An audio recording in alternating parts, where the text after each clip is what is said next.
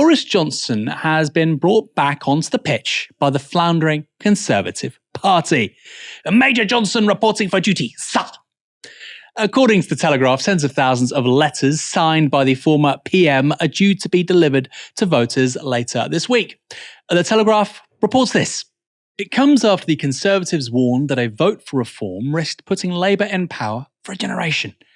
The direct mail drive urging people to vote Tory is Mr Johnson's closest involvement yet in the Conservatives' attempts to defy the polls. Among those voters believed to have been targeted are wavering Tories, who backed the party when Mr Johnson was leader, but are now tempted by reform. On Monday, the Conservatives issued their starkest warning yet over Nigel Farage's party after the Reform Manifesto launch, saying, quote, "If you're thinking about voting for reform and a generation under Labour scares you, there's only one way to prevent it. Vote Conservative." We're kind of getting a bit bored of the starkest warning yet. You can only do that a couple of times. You can't do it 3 days a week. Anyway, so what has happened looks relatively straightforward. Nigel Farage comes back, Reform polling improves, Reform launches its manifesto or contract, its polling gets even better, Conservative Party headquarters gets incredibly worried, and they proceed to press the big red Boris button. Indeed, over the last fortnight, there have been discussions about Mr Johnson appearing on the campaign trail to boost the party's fortunes, and that makes perfect sense. According to YouGov, Johnson is the most popular Conservative politician, yes really, and is as popular as Keir Starmer. So he still has that star quality among 2019 Tory voters anyway, which could get some MPs re-elected. He could be the difference. But in a sign that all of this is a last-minute, unplanned, desperate move from the Tories, it turns out this announcement comes while Boris Johnson, well, he's not even in the country.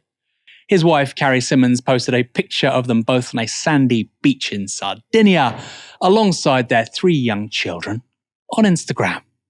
The potential return of Boris Johnson was even discussed on the BBC's Politics Live show this afternoon, with Novara's very own Ash Sarkar on the panel.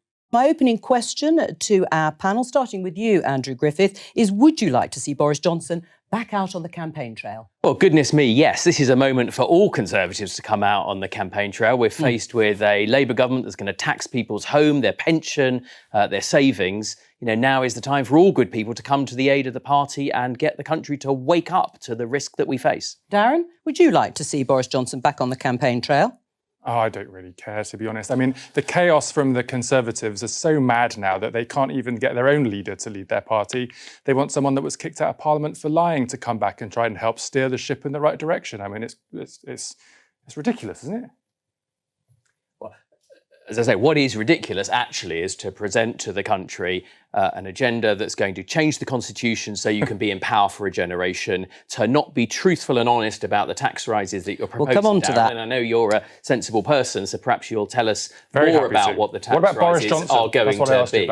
Boris Johnson, is it not ridiculous? You need a failed leader to come back because your current leader's too rubbish? Well, as I say, it's great to have as many Conservative voices out there. This is a moment. He's very good. This is a moment when the country desperately needs to wake up to the impending risk of a Labour government, possibly with a supermajority. Very good. Why would a failed leader be on the campaign trail? Or you could equally ask that question of Ed Miliband or Gordon Brown, Neil Kinnock, or indeed, with regards to the Tories, Theresa May, William Hague and Ian Duncan Smith in previous elections anyway. This whole thing of giving the Corbyn treatment to a leader who didn't win is very specific to your guy, Darren. It's not that typical. In fact, it's without precedent. Joe Coburn proceeded to pose the question to Henry Newman and our very own Ash Sarkar. You used to work for Boris Johnson, didn't you, Henry? Would you like to see him out on the campaign trail? I think we need the Conservative family back together on this campaign. I think it'd be great to have Boris Johnson out campaigning. But I also think Boris Johnson has been making the case of the danger that a Labour government would pose for the country. He's written in the Mail, in his column, about the tax rises that are inevitable with the Labour government. I think we have heard the Labour Party try to rule out some tax rises, not yet CGT rises. Capital gains tax, yeah, we're going to get capital gains taxes on small investors who would face huge increases in their investments and would encourage people to divest out of those investments. I can't hold you back, can I? Any of you about the tax debate. But on Boris Johnson, what's the benefit? Well, I think he's a campaigning superstar. Of course, Boris Johnson should be on the campaign trail. Ash? Are you going to pull the knives out of his back before you get him on telly again, or what? I mean, it's ridiculous. You defenestrated your own party leader. Right? No, so I'm talking about the Conservative Party more broadly. You defenestrated him because he was tanking in the polls because of his conduct while in office. And now you're going to stitch Charles I's head back on and sort of parade him around like a little puppet. It's a gimmick which reeks of desperation, quite frankly, and I can't wait to see it. Henry Newman wants the Conservative family to just come together. I just want Mummy and Daddy to get along and stop fighting. Well, I'm afraid, little Henry, that Daddy isn't very reliable. He walked out a long time ago and he's found a new woman and is presently with his new family abroad. He's such a deadbeat, he isn't even paying child maintenance. And I think Ash Sarkar put it very well. This is the Conservative Party that ultimately did for Boris Johnson, removed him from office within a few years of winning a large majority, and now they want him to come back and to help a few of his former colleagues, some of them who put the knife in, over the edge. Helena, trust Ash, of course, to put things so well, but what do you think it says about the Tory party that they're publicising Boris Johnson, not on the campaign trail, not taking selfies, but having his signature on letters? Apparently, this is a story worthy of the Daily Telegraph. I mean, it's desperation. That's clearly what it represents. It's the desperation of the Conservative Party. The Reform UK voters that they are losing usually kind of belong to the same kind of group of people who really supported Boris Johnson in quite a large way as part of their 2019 voter base. And of course, whilst there is plenty of a group of people who are part of this kind of cult of Boris Johnson, the hashtag Back Boris Brigade, that is a very small number of people they can potentially win over who might be a swing voter come the election this year. The issue, of course, is actually, I don't really think that Boris Johnson is that much of a vote winner outside of this very kind of small cadre of people who bought into him as a person, as a political figure, as this kind of this charismatic leader.